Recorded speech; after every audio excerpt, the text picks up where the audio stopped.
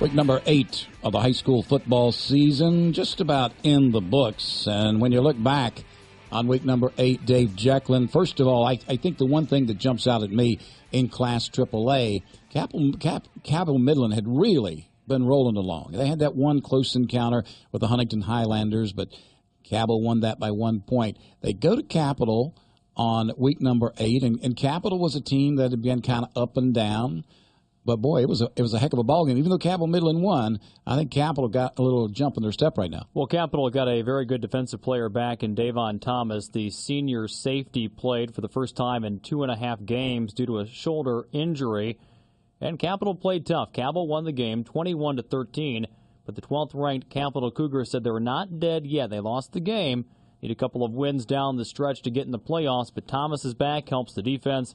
And Cabell had to play very well. David Gato's 170 yards for the winning rushing total for Cabell Midland on week 8. Last season, Billy Seals and the Huntington Highlanders rolling along like they are this year. The Logan Wildcats came to Huntington last year, left with a 28-27 win. Not so much in week 8 this year. I'll tell you what, Huntington plays well on the road, don't they? Billy Seals gets that team playing very well away from Huntington. And on week 8, taking out Logan 37-18. The game was never really close. I mean, Huntington kind of jumped out to a lead and kind of held on in the second half to beat the Wildcats by 19.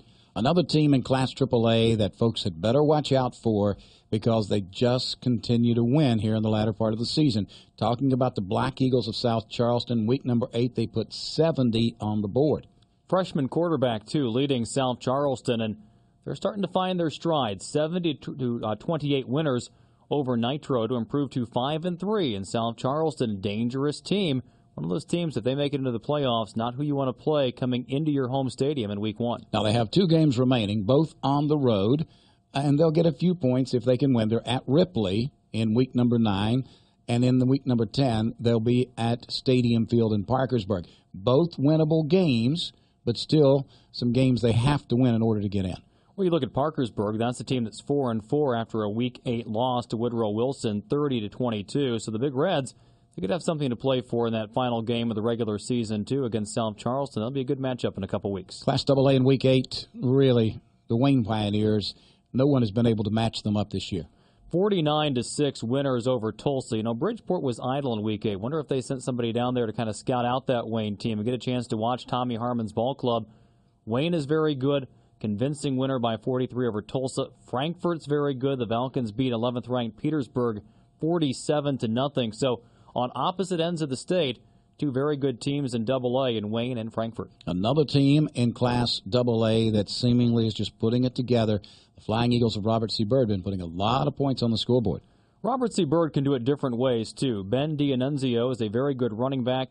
They can throw the football at RCB. In a week 8 win over North Marion, 5 touchdowns of 40-plus yards. The Flying Eagles playing very well. RCB is 7-1.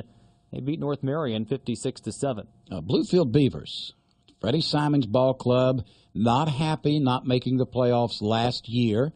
They are now 6-1 on the season after winning in week number 8.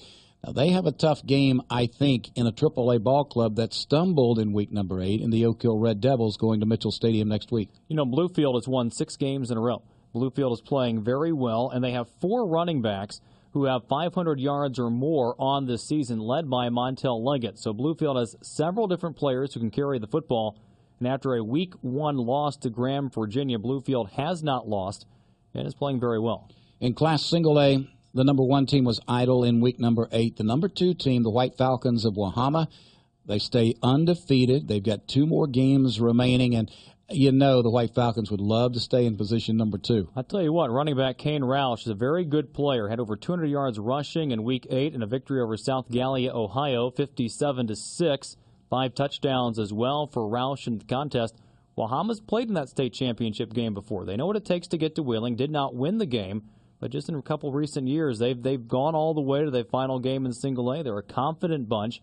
Tucker County can have its hands full down the stretch. Greenbrier West is 7-1. Cavaliers are ranked number 3. It's a very good Single A field. No question. Now, looking ahead briefly into week number 9, the game is going to be played on Thursday night of next week, and that is Capital and George Washington at the University of Charleston Stadium, Laidley Field.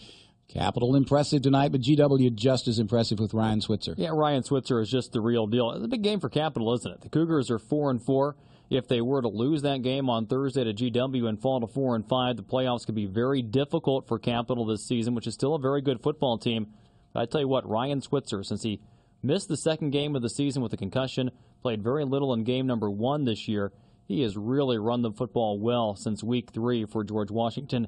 In week 8, Switzer had 3 touchdowns, 317 yards on the ground. So Capital has its hands full. They slowed down that good running game of Cabell Midland in week 8. Ryan Switzer, another ball carrier, they'll have to stop in a couple of days. Class AA, the Bridgeport Indians in week 8 was idle. Now, in week 9 coming up, they have to hit the road to take on the Golden Tornado of Kaiser. That is a huge game for Kaiser and for Bridgeport. Well, I guess maybe half the coaching staff may have gone to Wayne. The other half went to Kaiser because they had to get ready for Kaiser next weekend. And Kaiser beat Jefferson 20-6. So the Golden Tornado are playing very well. Some good teams over in that panhandle. Bridgeport's had a tough schedule, though, haven't they? They had to play Elkins this year. They played University High. They played Robert C. Byrd. I mean, Bridgeport has had a good run to go 6-1, number 2 in AA, and Kaiser just adds to that list. Yeah, and you would think, and you never know because you have to play the game, but certainly on paper. Now, Bridgeport will stay on the road for the final 3 weeks of the season at Kaiser next week.